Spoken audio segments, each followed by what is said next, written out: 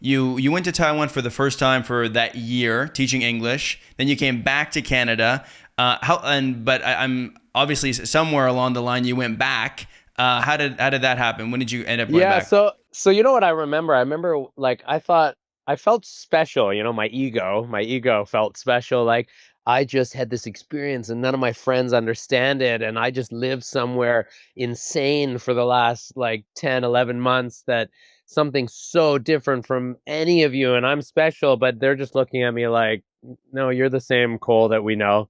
Like, and they didn't care. They weren't really interested in, and I felt almost like I wouldn't call it reverse culture shock, but sort of a feeling of I feel special now inside myself, but nobody's looking at me like I'm special. And now I'm just literally living the same existence I did before I left with this new feeling and thought about this place in my head that really is irrelevant to everyone around me. And I felt like this longing to feel special again.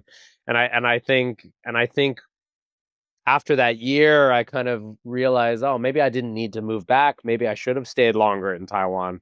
And at that point, my sister was still there. That was sort of the end of her being there when I went back the second time. And that was a year later. Like I stayed in Toronto for about a year, just had odd jobs here and there, just different retail jobs or whatever. And then I was just like, you know what?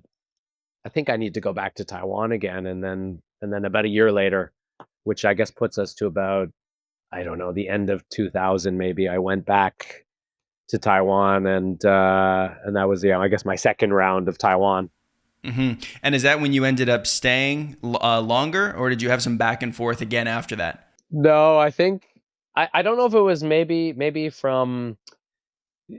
this is common coming from a divorced family. Um, you kind of lose your sense of home, I think, when your parents get divorced, if you're young at the time that they get divorced, because then you no longer have. I mean, for some people, they might stay in their childhood home when that happens, but for me, I lived part of my life with my mom. I lived part of my life with my dad. So from the point of like when my parents got divorced, I felt displaced, and I think it created this dysfunction in me that was part of the grass is greener. Like like I felt more at home not staying in the same place for a long period of time because I was disrupted from that childhood sort of safe space from the divorce. It made me move back and forth quite a few times and quite dysfunctionally, if I'm to be honest. Like if I think about all the money that I spent like moving from Taiwan to Toronto to Taiwan to Toronto, like I probably moved about, I don't know, I want to say four times, maybe five times, before I finally settled down here, like for an extended period of time. And how long have you been there now? So now, like my last move, and when my brain finally said, "Cole, no matter where you live, you're gonna feel this displaced feeling until you make peace with just staying where you are," which is now I've been in Taiwan, I guess around 2000 and I want to say my second son, who's now just turned 10 years old. So I guess about 10 years now. So that's like 10 years straight on this last trip, but you've been there Let's say longer if you 11. Let's say combine. about yeah, Okay. 11 years straight, but I guess what is it? 25, 26 years of having a relationship with Taiwan from 1999 till now. Yeah. Wow. Okay. I mean, so like your relationship with Taiwan is like almost the same as your relationship with Canada in terms of overall duration. Yeah. Yeah, it's kind of crazy actually when I think I have lived a better part of half my life, more than half my life, I guess. No, about half my life. I'm 48 now, so yeah, like in Taiwan. Um like Taiwan and Canada are pretty like even with how I feel about the two places now, I would say. But it took me many years of moving back and forth to realize that Taiwan was a good fit for me. I mean, obviously, there's something special about it.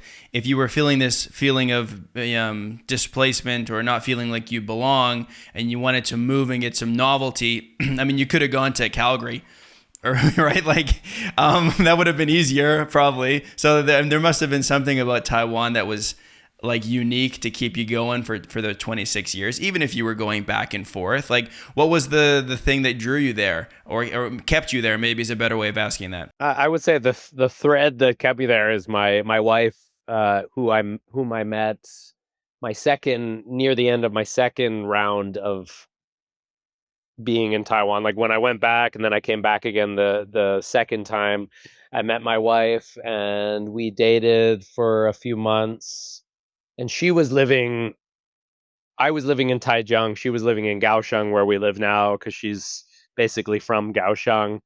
And I met her on a random weekend. I went with a group of people, or sorry, I should say I went with one girl to visit her friends in Kaohsiung, and then I met my wife there, and I guess that was around 2000, and we started dating, I guess, from the point that we met, and then I was visiting her in Kaohsiung, and I would get on these 2 3 hour bus rides because we now have a speed train here that you can get across the whole island in like 2 hours. This would be like a 3 hour bus ride.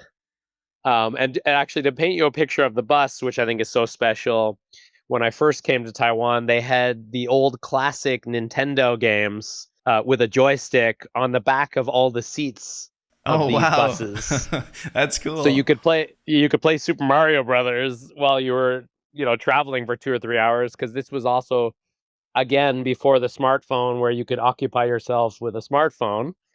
So they had the video games, and they would give you a tea box to drink, and it was just very comfortable to travel.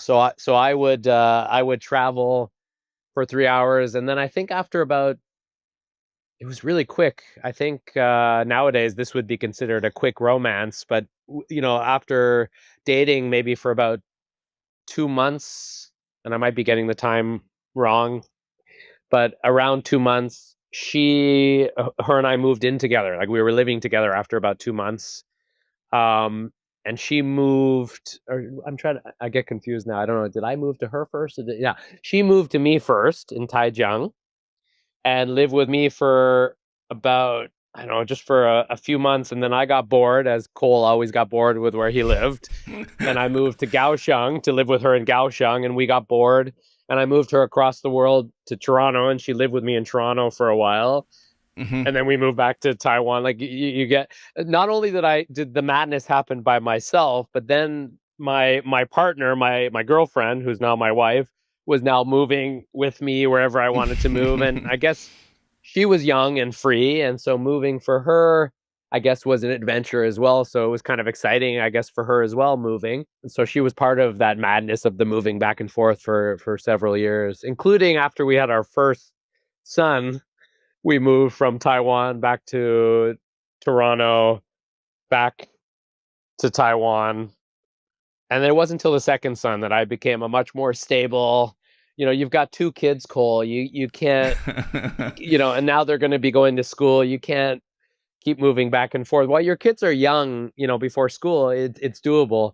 But once they have school, I mean, either you're going to homeschool them or they're going to be going to school. And if they're going to school, then you need to be grounded. So then uh, to be honest, just to add one further thing, during the whole COVID time, which I guess was around 2020 when all the madness in the world happened, that was my grounding time. To be honest with you, that was when I really fell in love with Taiwan during that time, because traveling wasn't considered safe. So I stopped I stopped going home for visits, and I had like a solid 3 or 4 years where Cole stopped getting on an airplane, and I just finally let that, I guess, emotional trauma of from the divorce and the moving constantly go, and I felt at home in Taiwan, like really at home for the first time. It was around 2020, and then it's just felt like I've felt grounded basically since about 2020. But I moved back for the final time in around 2015. But when I really felt like I'm in the right place was around 2020, and I had just a solid three almost 4 years of feeling like this is my home and going through that sort of emotional roller coaster of I got to get out of here to finally being like, no, this is a good place for me, and feeling like, okay, my life is in Taiwan now. I'll go home and visit, but this is where I live now.